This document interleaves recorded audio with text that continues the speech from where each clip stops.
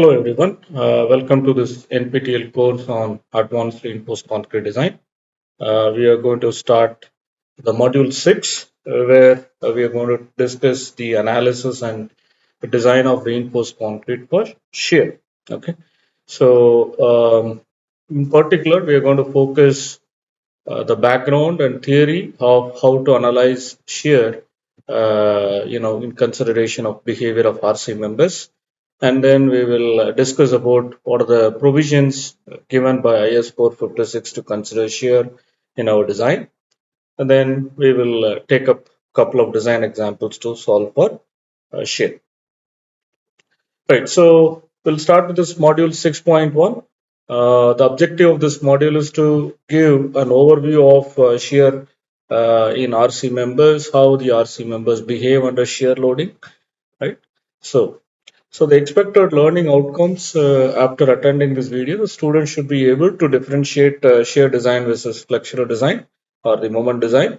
And one should also be able to derive the expression for shear stress, how it is being calculated from elastic theory, and explain the relationship between flexure and shear, right? And then we should also be able to discuss the modes of different modes of failure in shear, and then we will see how we can use the concept of Mohr circle and express general state of stresses into principal stresses. That is essential for us to compare how the element which is subjected to combined flexure and shear is going to behave. So we will see how to use Mohr circle. Then we will also discuss what is the effect of shear span to depth ratio, which is basically, it's also called as shear span is called as A, and depth we take it as E. So shear span to depth ratio usually related as A by D ratios. Okay, and depending upon how you load the beam, the A by D ratios can change, and that is going to have a significant effect on how the elements are going to behave either in shear or in flexure. So we're going to talk about that. And then we will also, the student should be able to identify different shear resisting mechanisms in RC beams, right? So let's see.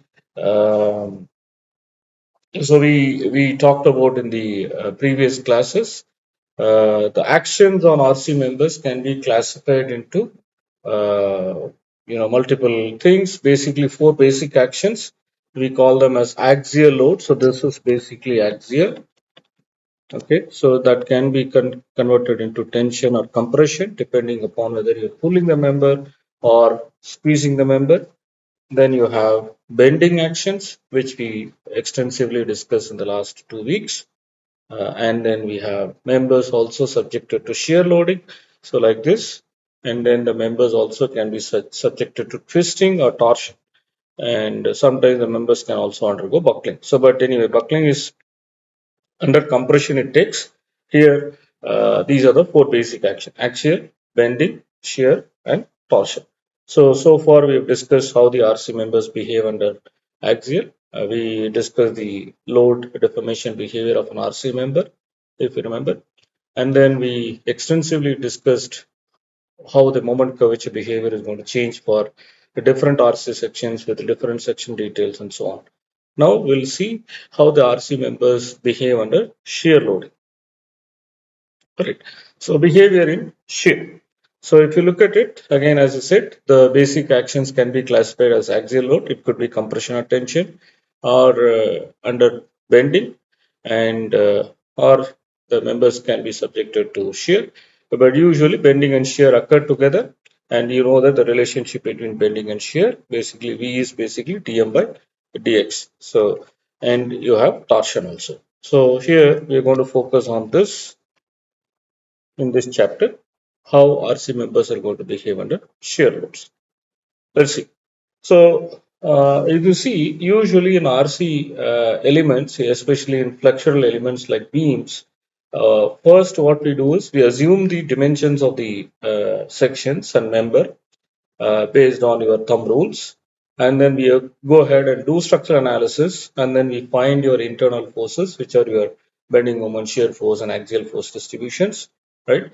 And then what we do is we design these sections, different sections for which are going to have different bending moments and calculate what is the amount of reinforcement that is required. And you know that for bending, it is uh, the tension reinforcement along the longitudinal direction in a beam is going to give resistance. So we are going to calculate. So in the last 2 weeks, we have discussed how to do such process, either using your actual material properties or using IS 456 provisions, different sections, how to design it, we discussed.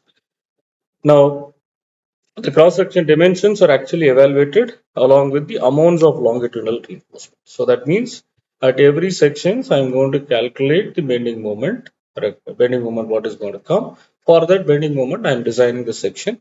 When I say sectional design, dimensions of the sections are fixed, and then I'm calculating the amount of tension reinforcement that is required, right? So depending upon the amount of moment that you have, bending moment that you have, either you design the section as a singly reinforced one or a doubly reinforced one. So we have discussed about that. Then what we do, it is not that each section is only subjected to bending like this. Okay, it is also subjected to shear like this. Okay, so each section should be designed for shear as well. So these sections should be checked for shear to determine whether shear reinforcement is required or not. Okay, so this let's see.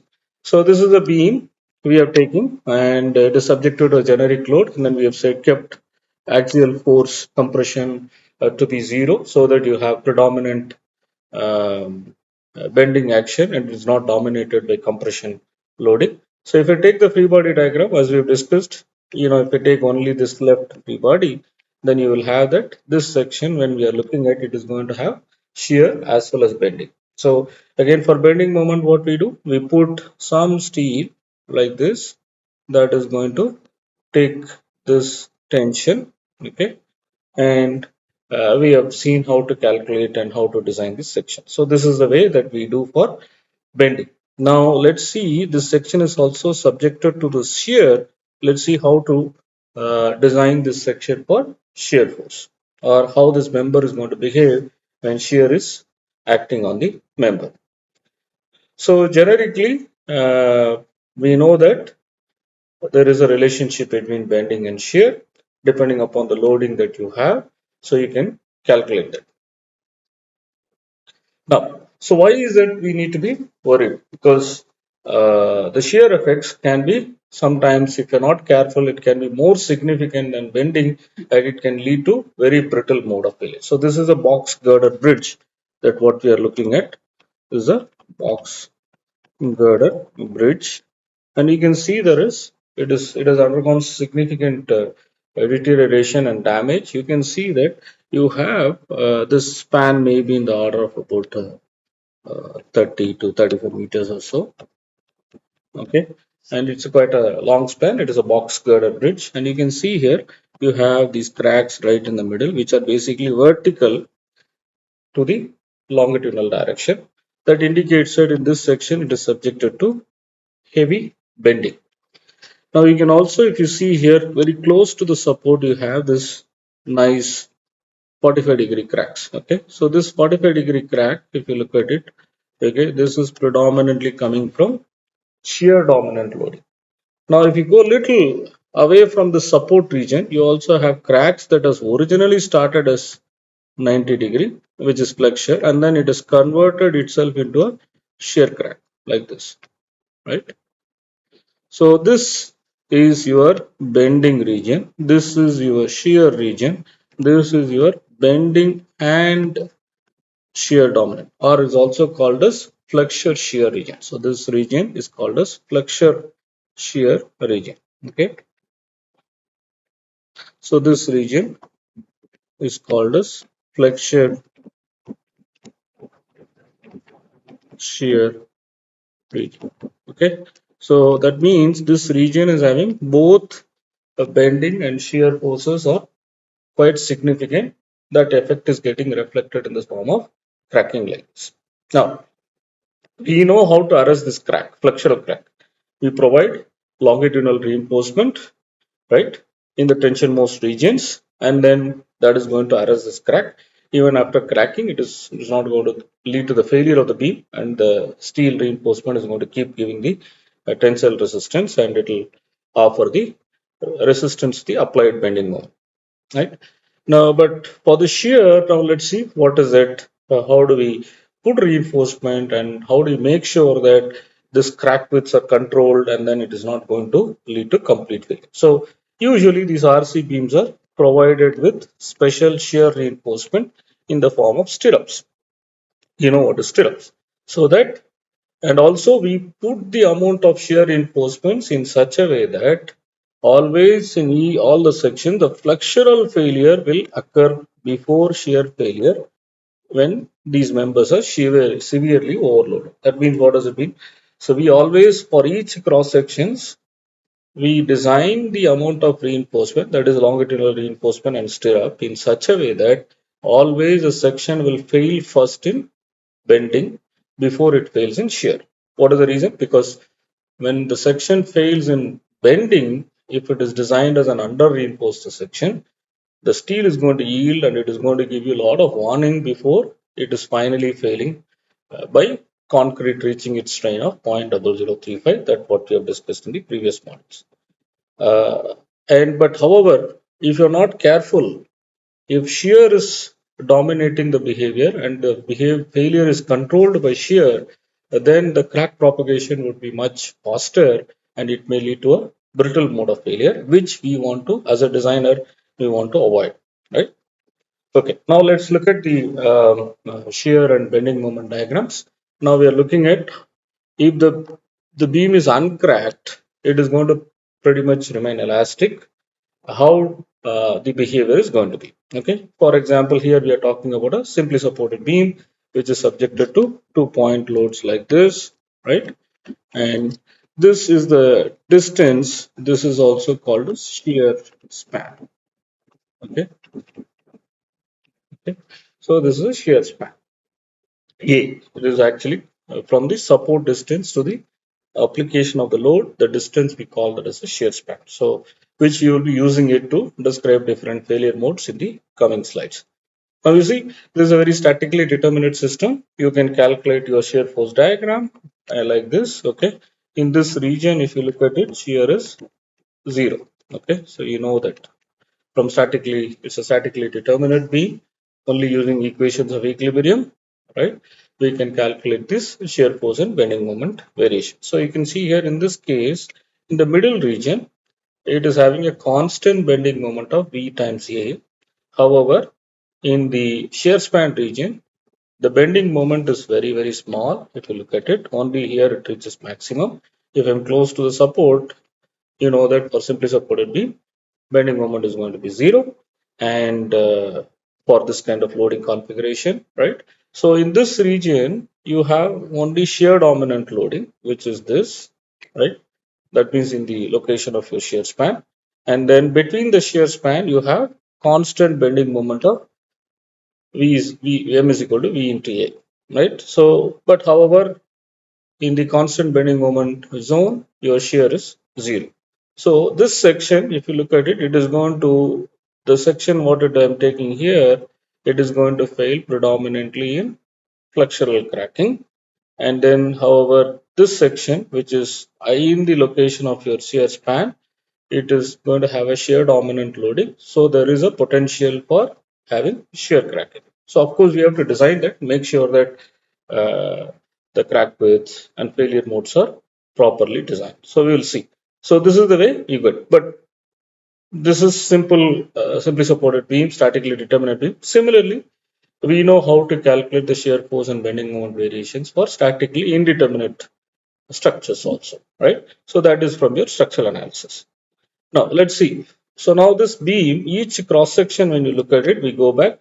At each cross section, you have shear and you have bending also, right? So that is what we are saying. So each cross section, you will have both bending and shear depending upon your loading in the beam, and from your analysis you get the distribution. So I have to design each section for both of these internal forces. Okay, let us see now. We know how to do it for bending. We have discussed it. Now let's see how to calculate the shear stress for this shear that is acting. So now again, what I'm taking is, here I'm taking a beam again, and I'm taking a very small. Let me see. I will take this, right? So I'm taking a small elemental length like this, okay? Small zone like this, which I'm calling that as dx. So this is a, let's say this is a generic loading, some uniformly distributed load. Let's say that is the load that we have. Okay, so I'm taking this section, a small elemental length dx of the beam at a distance x, right, from your left support. Now let's see if I zoom this portion of this beam dx and I look at, that this section now it is, let's say this is a section that we have taken, right?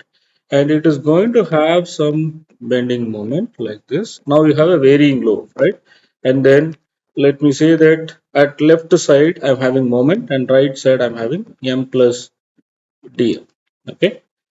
Now for this again, right? This section will all be, because this is, let's say that when I take the small elemental beam, I'm also going to have some loads like this. Okay, on this beam. So to satisfy this, then I'm going to have, let's say, a shear like this, and then shear like this. Okay, let's say B and some B. Shear is not. So this is the free body diagram of this element. Now we know that for moment we are going to have. Here, let's look at only moment. Okay. Now we know that for moment has to be resisted by stresses that are developing for concrete in compression, and then you're going to have stresses in tension. So above the neutral axis, I'm going to have compressive stresses, and below the neutral axis, I'm going to have tension stresses. Okay, so let's call these forces. Of course, if I integrate all the stresses, then I get this force of, let's say that as dF, and this, and also again if I integrate all the tension stresses, then I get this force of dF. Okay, so the blue color indicates compression force, the red color indicates tension force. Only now we are looking at the left side of this element dx. Now on the right side, if you look at it, now the moment is increased to m plus dm. So similarly the force also should have increased to some df prime. Either it could decrease or increase depending upon what is your dm. Okay. So similarly, the tension force also is going to change to df prime. All right. So now if I go back and then if I look at, let's say, so the idea is basically to see how the shear stresses are developed. Okay.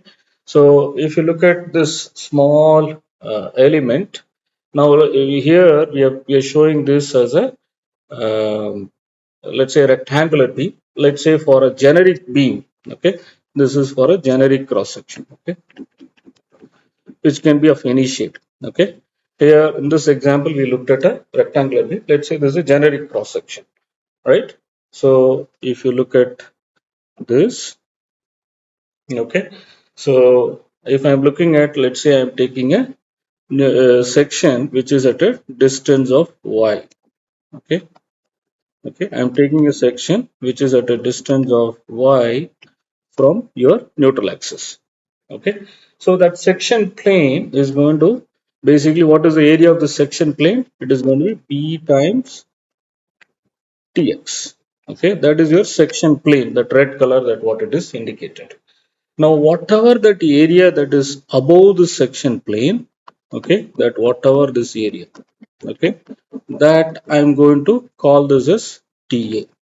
Okay, so depending upon where I am taking y, my dA is going to increase or decrease. For example, if y is going to be right at the top, my dA is going to be 0. So if, so depending upon where I am taking this section plane, the area of the that element above that section dA is going to change. So that's why I'm calling that as dA. Okay, this is for a generic cross section. So the idea is, from this force difference is how the shear is getting developed. So that is what we are going to look at. Now let us see. Let me erase this for clarity. Okay. So we are looking at generic cross section. Okay. So let's see. Now if you look at it here, so the shear stresses are going to be basically, now if you look at only this element which is above this uh, distance of y from the neutral axis, that element, if it has to be equilibrium, then you need to have some shear stresses that are going to be developed. Let's see now how that shear stress is going to be. So this is what they're saying.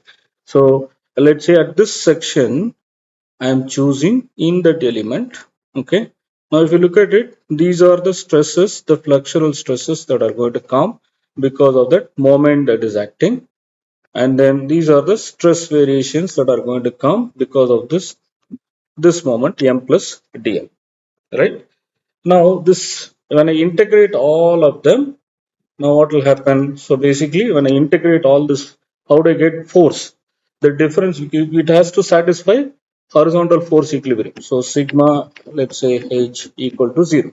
That's a horizontal force equilibrium.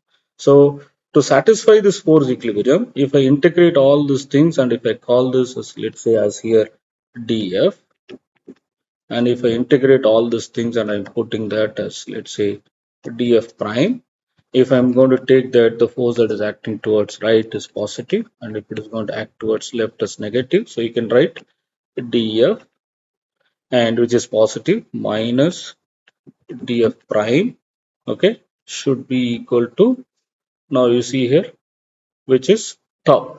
Okay, only until this should be. Now, this should be your horizontal force equilibrium, right? Or in other words, it's also should plus tau should be, let me rewrite this.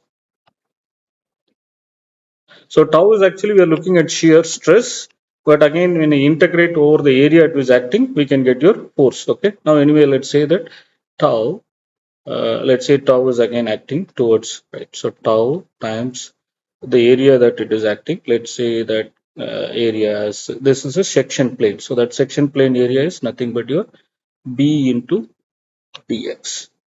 So b into, let's say, dx should be equal to 0. So from here, I can calculate what is the shear stress. So that is what we are going to look at. Okay, so let me erase this for better clarity. So that's what we are trying to do. So depending upon which section that I'm taking at a distance y from neutral axis, I want to calculate on that plane what is the shear stress that is acting, which is this tau. So I'm invoking horizontal force equilibrium, which is sigma h is equal to 0, right? And then look at how to calculate tau. Let's see that in depth. So this is what our idea is, to calculate what is this tau, and then when you integrate these forces, sigma fx is equal to 0. Now how do we get that? So this force on the left side, okay, is integration of sigma times dA. Now whatever the stress that are there, we have looked at. If I go back, anything that is above this section plane, this area, okay, this entire thing, we are calling that as dA. So I have to integrate the dA over which this sigma is acting, right? So that is what we are doing here. Sigma times dA will give me the force that is acting at this location. Now this force is going to be integration against sigma prime A, when we do integration over the area, that I'm going to get this. Now what is this force that is going to be there? This is stress, shear stress. Shear stress is now acting over a total elemental width of dx, but that is actually perpendicular to this width. So let's say for a rectangular beam, this is going to be b. For a particular section, if I know the width b, then this area is going to be b into dx. So this is your horizontal force equilibrium. So from here, but we also know that from flexure theory, the stress, the normal stress can be related as m by my by I. Okay. So if I substitute for that, at A, I know the moment that is acting is this. Left side, the moment acting is m. On the right side, the moment acting is this m plus dm. Right? So if I plug in that expression for your sigma, it is going to be m by my by I into dA.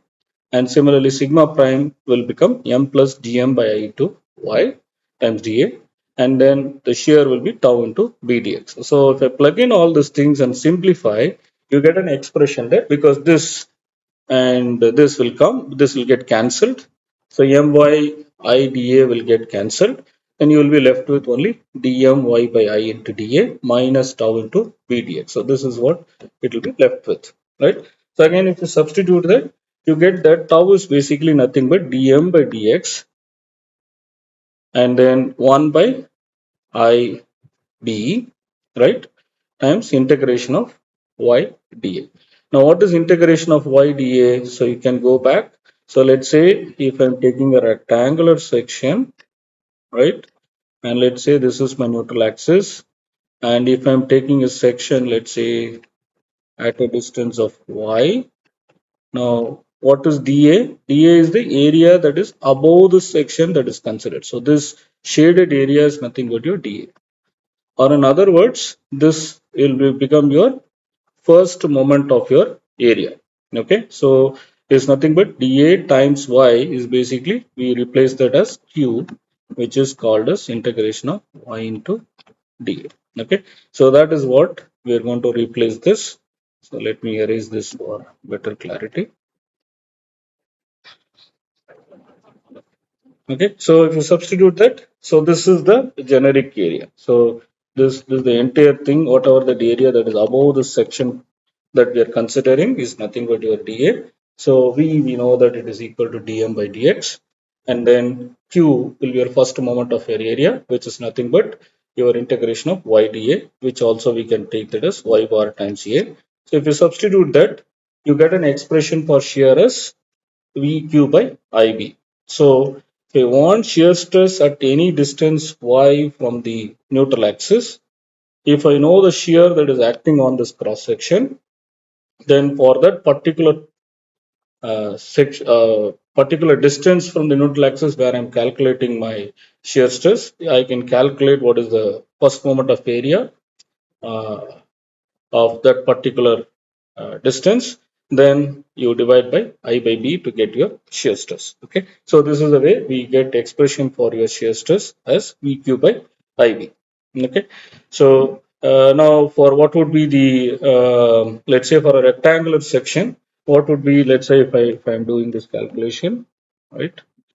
Let's say this is the section that I'm doing, which is having B and H, and I want to calculate what is the shear stress at the exactly at H by 2. Okay, so how do you do that? Let's say that this section is subjected to shear of V. So how do we do? What would be Q here?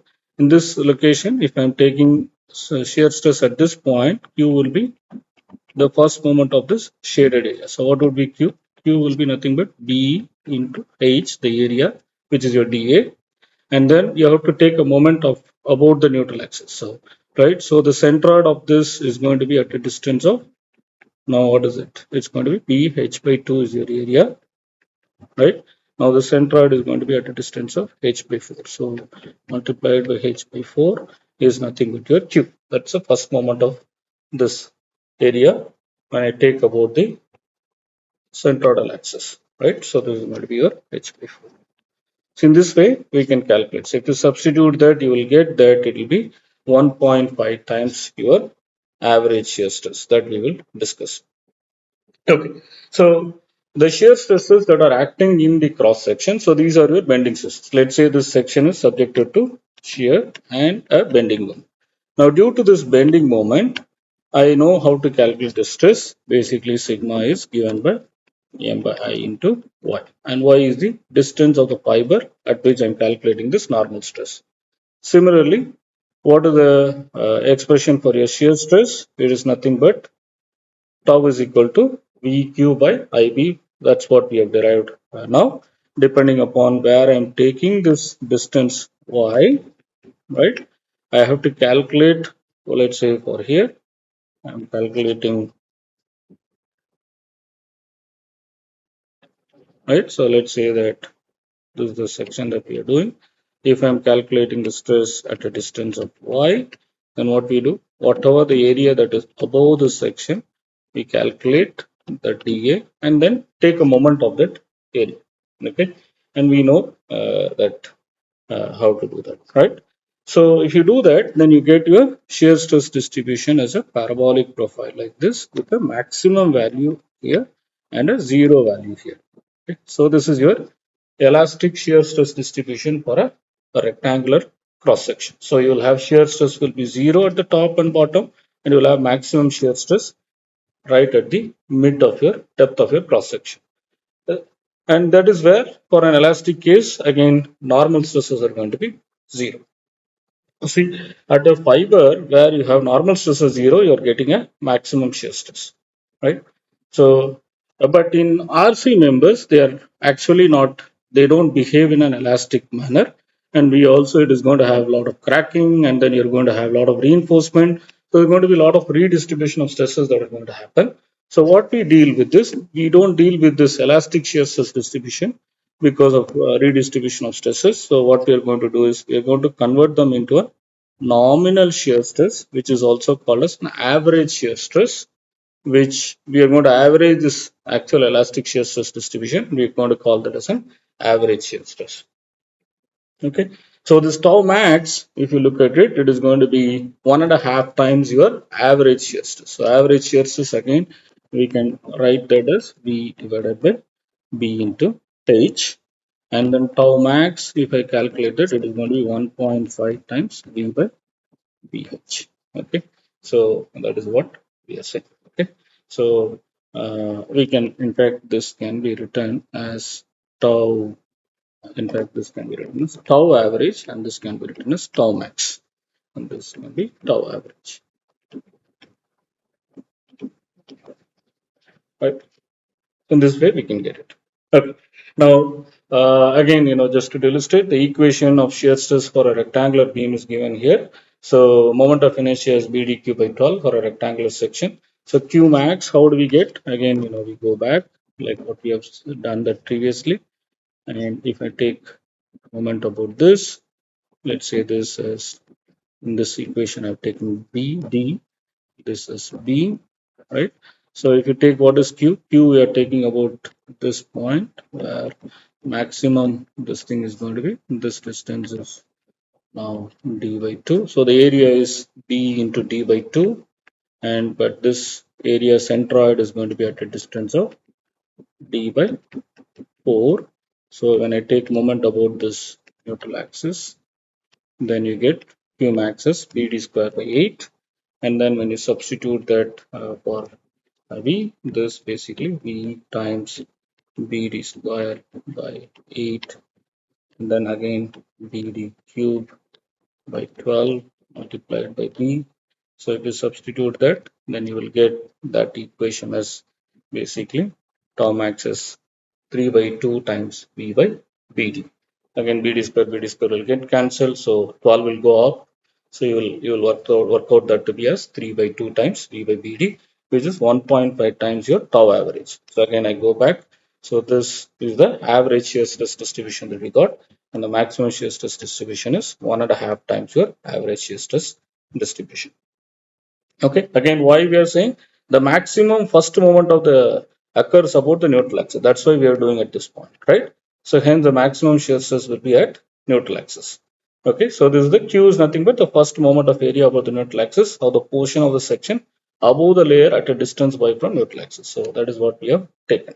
Okay, now y will be 0 when I am taking fiber at the neutral axis, right?